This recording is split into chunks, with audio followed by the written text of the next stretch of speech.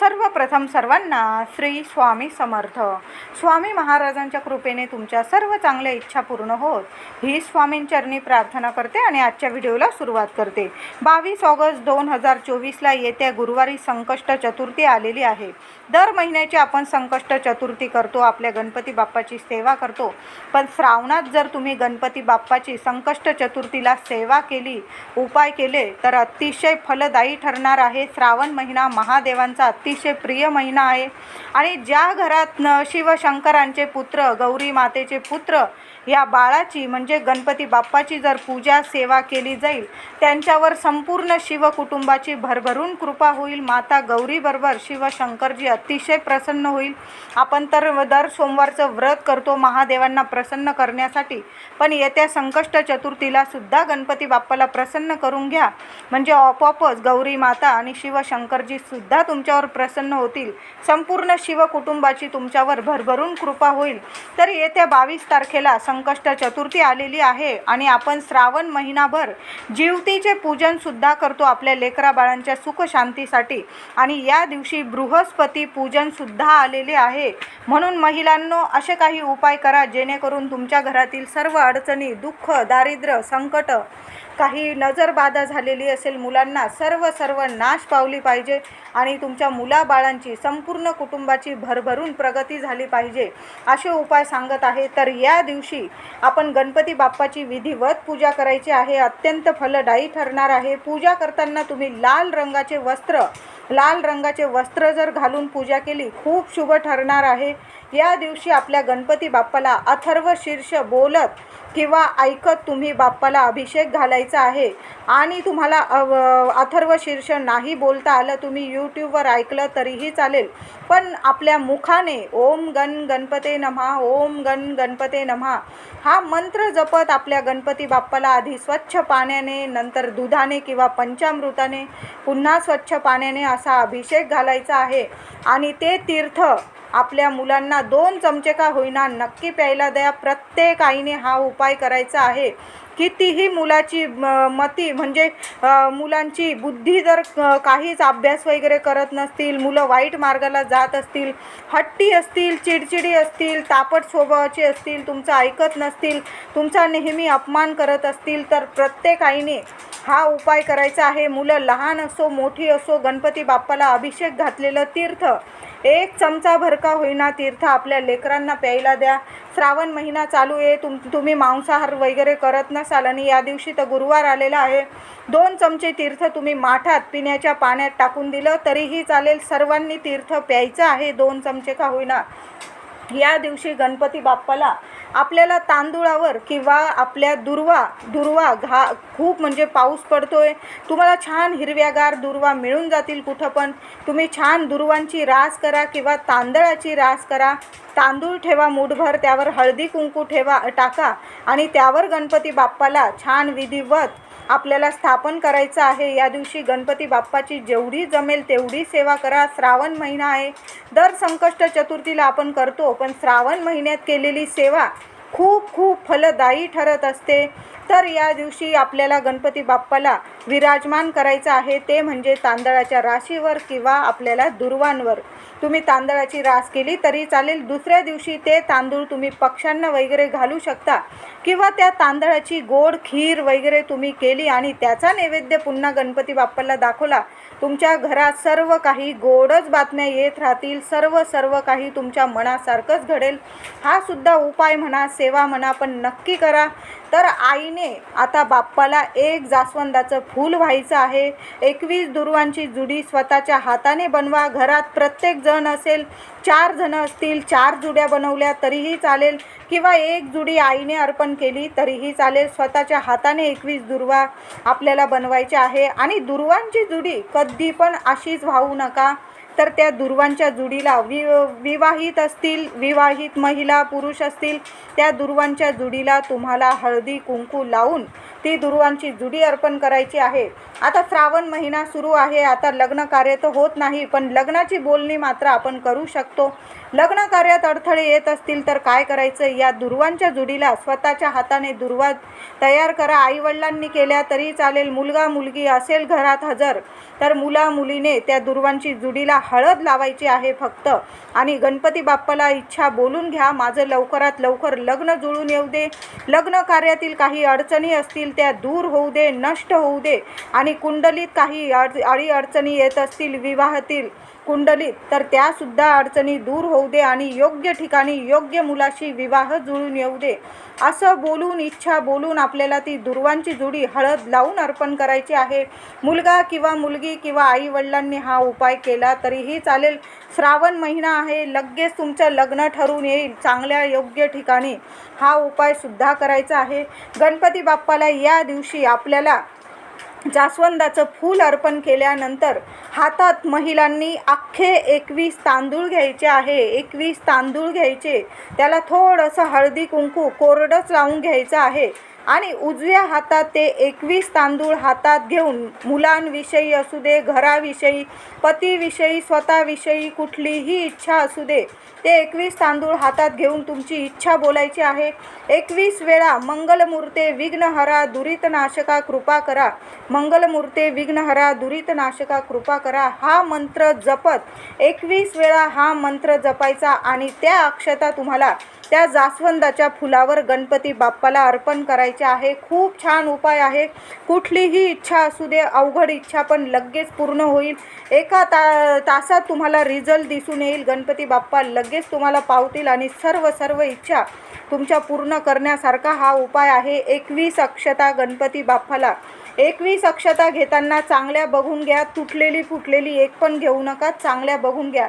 देवांसाठी तांदूळ थोडेसे अख्खे तांदूळ आणून ठेवा. श्रावण महिना आहे, पुढं पण आपले सण वार आहे, आपल्याला देवांना अक्षता व्हायला लागतात, म्हणून किलोभर तांदूळ आणून ठेवा. आणि अशा सेवा नक्की करायच्या आहे. तर गणपती बाप्पाला 21 तांदूळ अशा पद्धतीने अर्पण करायचे आहे. सर्व इच्छा पूर्ण होणार आहे तुमच्या. आता गणपती बाप्पाला या दिवशी श्रावण महिना आहे, महिलांनो आठवणीने 11 किंवा 21 मोदकांचा, तुम्ही तळणीचे मोदक करा किंवा उकडीचे मोदक करा, गव्हाचे करा, तांदळाचे करा, पण नक्की आपल्याला गणपती बाप्पाला मोदकांचा नैवेद्य दाखवायचा आहे. तुम्ही बाहेरून आणला नैवेद्य तरीही चालेल, बाप्पाला छान नैवेद्य दाखवा. नैवेद्य कधी पण आपण जसा श्री हरी विष्णूंना तुळशी पत्र ठेवल्याशिवाय नैवेद्य पूर्ण होत नाही, तसंच गणपती बाप्पाचं सुद्धा असतो. लहान चुका होऊन जातात आपल्याकडून. त्या गणपती बाप्पाला नैवेद्य दाखवताना त्यावर 5, 11, 21 अशा दुर्वा ठेवायच्या आणि मग गणपती बाप्पाला नैवेद्य दाखवायचा आहे. तुमचा नैवेद्य बाप्पांनी घेतला आहे म्हणजे प्रसन्न होऊन स्वीकार केला आहे याचा असा अर्थ होतो. म्हणून दुर्वा ठेवून नैवेद्य दाखवत जा. कधी पण, श्रावण महिन्यातच नाही, कधी पण तुम्ही दुर्वा ठेवून नैवेद्य दाखवत जा. खूप तुम्हाला फळ देऊन जाईल. आता तुम्हाला समजा नाहीच जमलं मोदक बनवायला वगैरे, तर मग काय करायचं, एखादी लहानशी खोबऱ्याची वाटी घ्या, त्यावर गुळाचा एक खडा ठेवा, त्यावर थोड्याशा दुर्वा ठेवा, एखाद्या वाटीत हा नैवेद्य ठेवा आणि गणपती बाप्पाला नैवेद्य दाखवायचा आहे. आणि तो प्रसाद तुम्ही चंद्रोदय झाल्यानंतर रात्री जरी खाल्ला, या महिन्याचा चंद्रोदय 9:02 22 ऑगस्ट 2024ची संकष्ट चतुर्थी, श्रावण महिन्यातील संकष्ट चतुर्थीचा चंद्रोदय आहे. रात्री 9:02 तुम्ही उपवास करत असाल तर या वेळेला तुम्हाला पुन्हा गणपती बाप्पाला अभिषेक घालायचा आहे. तुम्ही नसल अभिषेक घालत तर हळदी कुंकू फुलं दुर्वा अर्पण करून, नैवेद्य अर्पण करून पुन्हा चंद्रोदय चांदोमामा दिसत असेल तर चंद्राला अर्घ्य द्या. आणि मग आपल्याला बाप्पाला आणि चंद्राला ओवाळून आरती करून कापूर आरती करा आणि मग आपल्याला उपवास सोडायचा आहे. तुम्हाला मोदकांचा नैवेद्य जमेल तर नक्की दाखवा, नाही तर गूळ खोबऱ्याचा जमला तरीही चालेल. या दिवशी मंदिरात जाता आलं तर नक्की जायचं आहे आणि बाप्पाला आपल्याला 1 नारळ, दुर्वांची जुडी, 1 जास्वंदाचं फूल अर्पण करायचं आहे. किंवा काहीतरी गोडधोड नेलं तुम्ही, मोदक न्या किंवा बर्फी न्या किंवा तुम्ही गूळ खोबरं घेऊन गेला तरीही चालेल.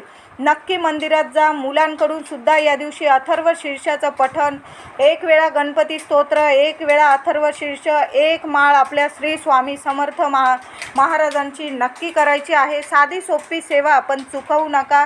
श्रावण महिना आहे, जेवढी सेवा जमेल तेवढी करायची आहे. आता आईने 1 मुलांसाठी छान असा उपाय करायचा आहे. तर उपाय काय? तर आपल्याला 108 हिरव्या मुगाचे दाणे घ्यायचे आहे, अख्खे बघून घ्यायचे आहे. ते हिरव्या मुगाचे दाणे एखाद्या कपड्यात घ्यायचे आहे. तुम्हाला हिरवा कापड असेल किंवा पांढरा घेतला तुम्ही तरीही चालेल. बाप्पासमोर तो पांढरा किंवा हिरवा कापड अगदी छोटासा तुकडा घ्या, तो ठेवून द्यायचा आणि एका वाटीत ते हिरवे मूग मोजून घ्यायचे. 108 मूग घ्यायचे.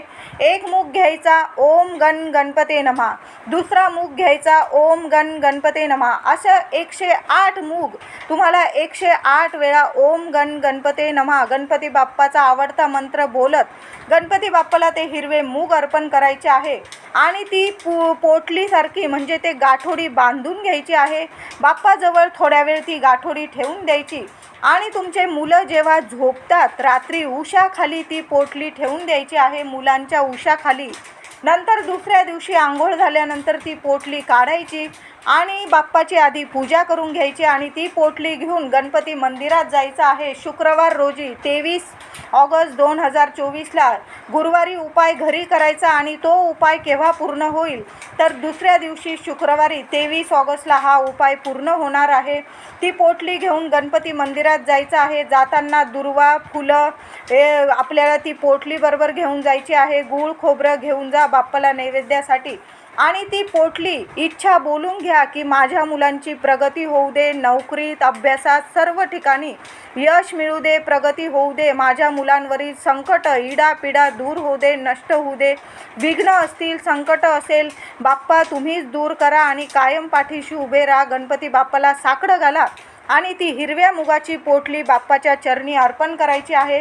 बाप्पाला दुर्वा, काही फुलं अर्पण करून तो नैवेद्य दाखवायचा गूळ खोबऱ्याचा आणि ती पोटली अर्पण करून घरी यायचं आहे. आता तुमचा उपाय पूर्ण झालेला आहे. उपाय नाही म्हणणार मी, ही सेवा आहे. तर अशा पद्धतीने बाप्पा तुमच्या मुलांची भरभरून प्रगती करेल. हा 108 मुगाचा उपाय सर्वांनी करा आणि आता मी हे उपाय पण सांगितलेले आहे बरेचसे, ते सुद्धा करा. सर्व इच्छा पूर्ण करणारा उपाय आहे. गणपती बाप्पासमोर कापूर नक्की जाळायचा आहे. या दिवशी गणपती बाप्पाची आपल्याला कापूर आरतीसुद्धा करायची आहे. गणपती बाप्पाचा संकष्ट चतुर्थीचा दिवस आहे. गुरुवार आलेला आहे. स्वामींची, दत्तगुरू महाराजांची, आपल्या गणपती बाप्पाची, देवी आईची आरती जेवढ्या जमेल तेवढ्या आरत्या करा आणि नंतर आपल्याला कापरावर ही एक वस्तू जाळायची आहे. तर आपल्याला काय करायचं? सुकं खोबरं घ्यायचं आहे. एक वाटी लहानशी घेतली तरी चालेल. तुम्हाला एवढी वाटी नसेल जाळायची, तुम्ही लहानसा खोबऱ्याचा तुकडा घ्या, ज्यामध्ये कापूर बसेल असा तुकडा घ्यायचा आहे. एक एक करून आपल्याला त्या खोबऱ्याच्या तुकड्यावर एक करून कापूर जाळायचा आहे. आधी तो कापूर जाळायला सुरुवात करायची, ते म्हणजे देवघरापासून आधी गणपती बाप्पाला दाखवायचा तो कापूर होम. म्हणजे याचा अर्थ तुम्ही जर सुक्या खोबऱ्यावर कापूर जाळला तर तुम्ही नारळावर कापूर जाळत आहात. याचा अर्थ असा होतो आपण कापूर होम केला आहे गणपती बाप्पासमोर.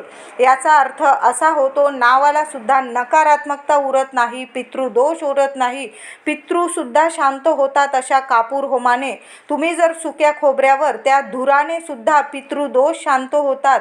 वास्तुदोष, वास्तूत काही नकारात्मकता असेल तर ती वास्तूसुद्धा शांत होते आणि तथास्तु म्हणून तुमच्या घरात सगळं काही चांगलंच करते. म्हणून महिन्यातून किमान 2 वेळा तरी सुक्या खोबऱ्यावर कापूर जाळावाच.